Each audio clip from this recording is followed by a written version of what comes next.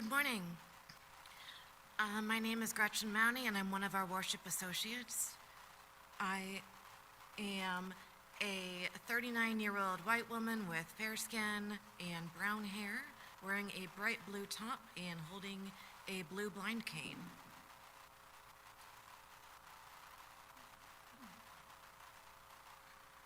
Our opening words this morning are adapted from All Animal Chalice by Mark Causey. We're all on this planet, the furred, the feathered, the finned, and the scaled, along with us featherless bipeds. We are all made of the same star stuff, and all share a common destiny. We all share the same hopes of a life free from harm and suffering, and the same aspirations of happiness, love, and flourishing. Being able to express our own unique natures and capacities as best we may. We are just that many diverse perspectives from which the whole is seen and experienced. We are inextricably intertwined, interconnected and interdependent, and it is good. Our reading this morning is titled, "Let Us Pray to the God" by Max A. Kurtz. Let us pray to the God who holds us in the hollow of his hands, to the God who holds us in the curve of her arms, to the God whose flesh is the flesh of hills and hummingbirds and angleworms, whose skin is the color of an old black woman and a young white man, and the color of the leopard and the grizzly bear, and the green grass snake,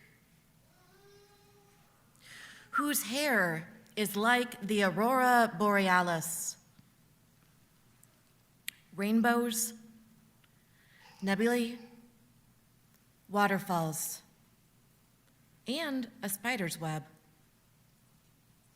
whose eyes sometimes shine like the evening star, like fireflies, and then again like an open wound,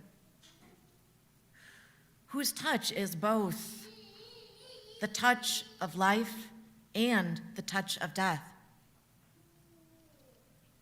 and whose name is everyone's, but mostly mine. And what shall we pray? Let us say, thank you.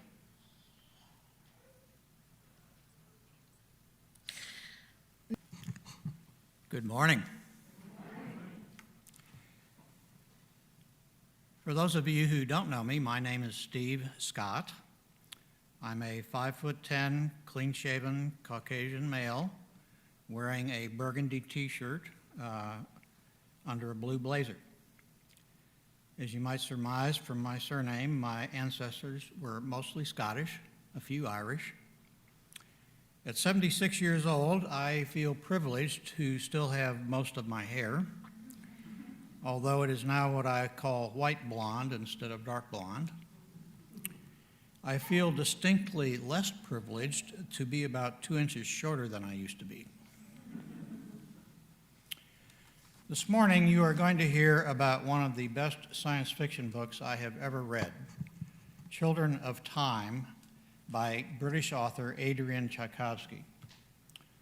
I was a huge sci-fi fan as a preteen and teenager, and I've always preferred what I call hard science fiction as opposed to writing that veers into the realm of fantasy.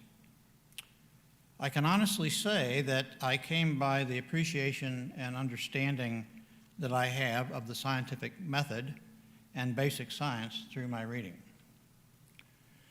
Until after my teen years, most of my reading was in other genres, until the past 3 or 4 years when I've been trying to catch up on roughly 50 years of sci-fi. I believe the best science fiction is not pure escapism. Rather, it raises and tries to suggest answers to deep questions about the meaning of life, the universe, and everything. And no, the answer is not 42. If you didn't get that reference, you need to read the Hitchhiker's Guide to the Galaxy series by Douglas Adams. So what are some of the deep questions in Children of Time? Here are some you'll hear about this morning. Does life exist anywhere in the universe other than Earth? How does evolution shape a species? How does religion get started, and what does it take for a species to call something God? When a species has more than one gender, is sexism inevitable? What is the nature of humanity? Are humans and alien species inevitable enemies?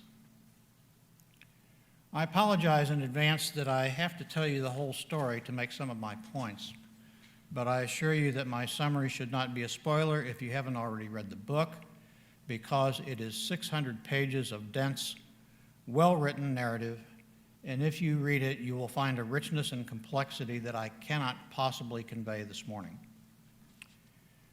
The story starts thousands of years in the future, after humans have spread throughout our solar system and traveled to distant star systems. Humanity being what it is, various conflicts have resulted in the collapse of a highly technological culture on Earth, and the Earthbound survivors are only slowly regaining some of that lost technology while dealing with a damaged ecosystem that will inevitably kill them off if they stay on Earth. The first character we meet is a megalomaniacal scientist by the name of Dr. Avrana Kern, K-E-R-N. She is one of the survivors of the highly technological society, and her conceit is that she is going to create a species that will be similar to humans, but superior, on a planet that she has self-referentially named Kern's World. She has already seeded the planet with numerous flora and fauna from Earth, including trees and other plants, mammals, fish, insects, and arachnids. She has released a nanovirus on the planet that is designed to speed up evolution. The finishing touch will be to release a large number of monkeys on the planet, and she expects them ultimately to evolve into a species superior to humans, while she waits in cold sleep in a sophisticated starship orbiting the planet, from which she expects to ultimately greet her progeny. Alas, as she settles into her starship, a saboteur in her group of fellow scientists who opposes her scheme blows up the shuttle taking the monkeys to the planet. So the monkeys never make it. The ensuing fight on the other spaceship carrying the scientists results in its destruction, leaving only Kern orbiting the monkeyless planet. Although she witnessed the destruction of the shuttle carrying the monkeys, the shock is so great that she represses the memory and has her ship put her in cold sleep. Down on the planet, one of the species brought from Earth is a type of jumping spider, Portia labiata, which is found in Southeast Asia and the South Pacific. You have a photo of one of these spiders on the cover of your order of service. And Larry, if you could throw that up on the screen. Yeah. Kind of hairy critters, aren't they? As spiders go, Portia labiata are pretty intelligent. They have been called eight-legged cats because their hunting tactics are as versatile and as adaptable as a lion's. While they have instinctive hunting tactics for their most common prey, they can improvise by trial and error against unfamiliar prey or in unfamiliar situations, and then remember the new approach. On Earth, as is common in spiders, the females are faster and larger than males, their bodies measuring up to 4/10 of an inch long, while males top out at about 3/10 of an inch. Also, as is common, the females usually kill and consume the males after mating. These spiders turn out to be the main beneficiary of Kern's nanovirus designed to speed up evolution. Over about 2,000 years, they grow in intelligence and establish a civilization with many nests. Think of them as spider cities. The spiders also grow in size. The females' bodies are approximately 4 feet long, and they stand about 3 feet tall, while the males are about 3 feet long and stand about 2.5 feet tall. Let me pause here to ask you a question. How many of you creeped out by spiders? Raise your hands. Yeah, me too. And I had to keep fighting that feeling as I read the book, particularly considering the size of these creatures. Okay, let's leave the spiders for now and hear about the other main thread of the book. While the spiders are growing in intelligence and size, a very large spaceship named Gilgamesh that carries thousands of humans fleeing Earth's devastation is seeking a habitable planet to colonize. Most of the humans are in cold sleep all the time, but essential crew members are awakened in shifts to maintain and pilot the ship and then return to cold sleep while another shift takes over. These humans are the less technical survivors of Earth, and their ship cannot travel faster than light, so it takes a very long time to travel to other systems. After about 2,000 years, their ship approaches what appears to be a human habitable planet, Kern's world. The approach of the Gilgamesh prompts the artificial intelligence operating Evrana Kern's spaceship to wake her up. Still unaware that her monkeys perished and that spiders are flourishing below, Kern does not want the humans anywhere near Kern's world because she believes they will interfere with her project of creating a new species that will be superior but similar to humans. She uses the superior weaponry of her ship to force the Gilgamesh to move on and try to reach another possibly human habitable planet about another 1,000 years away. She instructs her ship to start broadcasting basic mathematical equations to the planet below, anticipating that eventually her progeny will develop radio technology and be able to respond. She then returns to cold sleep to await the results of her experiment. Down on the planet, the spiders continue the development of their civilization. They breed different varieties of ants and beetles to perform tasks such as mining and manufacturing. Ultimately, they stumble upon radio technology, and with a crude receiver, they begin receiving the broadcasts from Kern's spaceship. They quickly realize that the bright object in the sky that circles the planet is the source of the broadcasts, and they comprehend the mathematical equations being sent, but they do not understand what message they are intended to receive.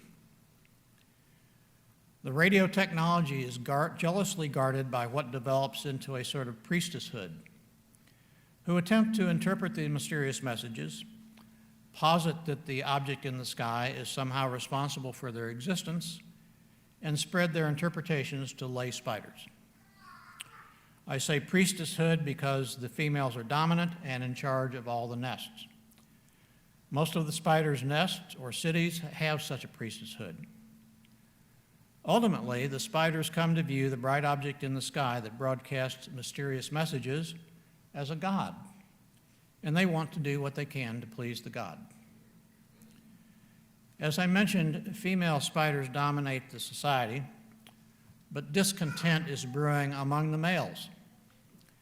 A particularly bright male spider named Fabian has managed to become a helper in the priestesshood of the spider's main nest. And in an interesting twist on our human experience, he initiates what amounts to a male liberation movement that demands equal treatment for male spiders and no more eating them after mating.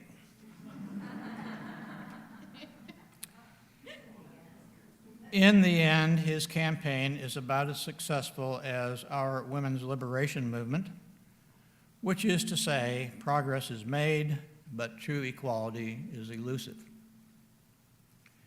By this time, about 1,000 years after Gilgamesh departed Kern's world, it arrives at the other possibly human habitable planet. Explorers from the ship quickly learn that the planet is not suitable for colonization because the local life forms are hostile and deadly, and the biosphere is incompatible with humans. Reluctantly, given their limited supplies and fuel, the humans decide their only choice is to return to Kern's world and try to persuade Evrana Kern to allow them to settle there. The ensuing 1,000-year trip back to Kern's world sees the humans on the ship developing into various cliques who clash with each other and damage the ship. However, the damage is not bad enough to keep on going, to prevent them from keep going. In the meantime, as their civilization continues to develop and become more technological, the spiders learn to fabricate a radio transmitter, whereupon they start broadcasting messages to the bright object in the sky, essentially saying, "We are here." This prompts the spaceship to awaken Evrana Kern from cold sleep, and she is thrilled with the success of her experiment, still thinking it is her monkeys who have now learned to build a radio transmitter. Kern begins sending messages down to the planet, and eventually she develops a common language with its inhabitants that allows simple ideas to flow both ways. By this time, a number of the increasingly techno-savvy spiders have rejected the gospel of the priestesshood and have come to believe that the bright object in the sky is not a god, but rather another form of technology. Ultimately, Kern learns that the creatures below are not descendants of her beloved monkeys, but rather spiders. The shock causes her to remember the destruction of the shuttle carrying the monkeys and just about drives her crazier than she already is. But she comes to accept the reality and is determined to help the spiders achieve an even higher level of civilization. Fast forward now to the return of the Gilgamesh to Kern's world some 2,000 years after it left. The ship is crippled, its weaponry is depleted and unreliable, and many of the humans are dead. But the surviving humans do their best to prepare for confronting Kern and hope they can persuade her to allow colonization. For her part, Kern refrains from destroying the Gilgamesh with her superior weapons and allows the spiders to take the lead. There follows one of the most bizarre space battle scenes ever depicted in a sci-fi book. Spider warriors ascend to the upper atmosphere in dirigibles and then jet to the Gilgamesh in their makeshift spacesuits. They breach the hull of the Gilgamesh, and it appears to be game over for the humans. But wait, the spiders have decided they will not kill the humans, but instead will allow them to set up residence in designated areas on Kern's world. The spiders had a hard time convincing Kern to allow this, but in the end she acquiesced. And everyone lived happily ever after. Well, except for those relatively few humans who cannot ever get over their fear of spiders. If you want the rest of the story, as Paul Harvey used to say, you'll need to read the sequel by the same author, Children of Chaos. In that book, you'll see spiders and humans finding ways to communicate effectively with each other and interacting productively. You'll also meet intelligent octopuses and another very strange species. At the beginning, I said Children of Time raises some deep questions, so now let's hear about how the book addresses those. Does life exist elsewhere in the universe? Clearly, Adrian Tchaikovsky is convinced that the universe is teeming with life in various forms. While Kern's world was seeded with plants, animals, insects, fish, etc. from Earth, he makes clear that the planet already had its own biosphere, including plants and animals. His thoughts are supported by our scientists known as exobiologists, who point out that about 95% of life on Earth is built on only 6 elements common in the universe: carbon, hydrogen, nitrogen, oxygen, phosphorus, and sulfur. The carbon atom has the unique ability to make 4 strong chemical bonds with other atoms and can form the skeletons of complex 3-dimensional structures such as nucleic acids and proteins. The versatility of the carbon atom and its abundance in the visible universe makes it the element most likely to provide the base for life on other planets. As one of our readings this morning said, we are all made of star stuff. Another question: how does evolution shape a species? Tchaikovsky's view tracks with that of our scientists who study evolution.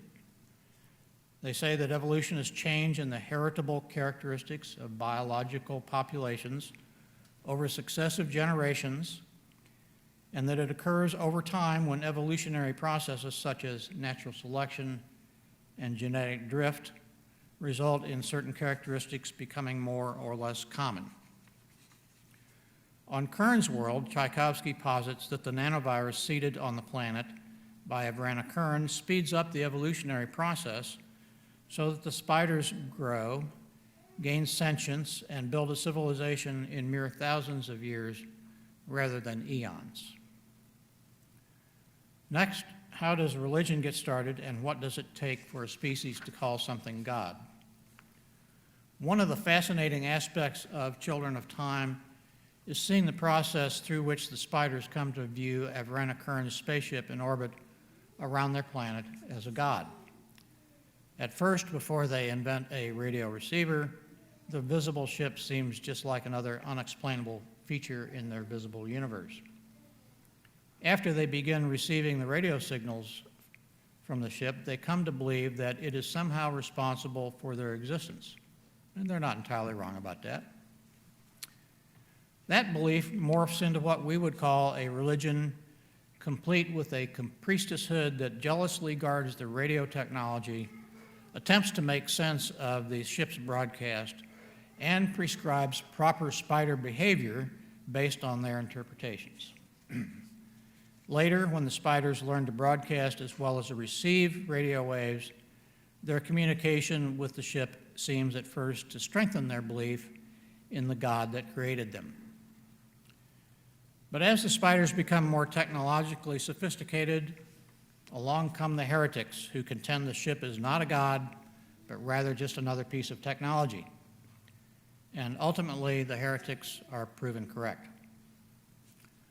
Those who study the history of earth religions generally posit that as ancient humans encountered phenomena they could not explain, such as lightning, they attributed agency to those occurrences and began to think of them as being caused by beings with supernatural powers, leading to belief in gods. Much later, as humans developed more understanding of nature, science and religion clashed, an ongoing conflict that still continues.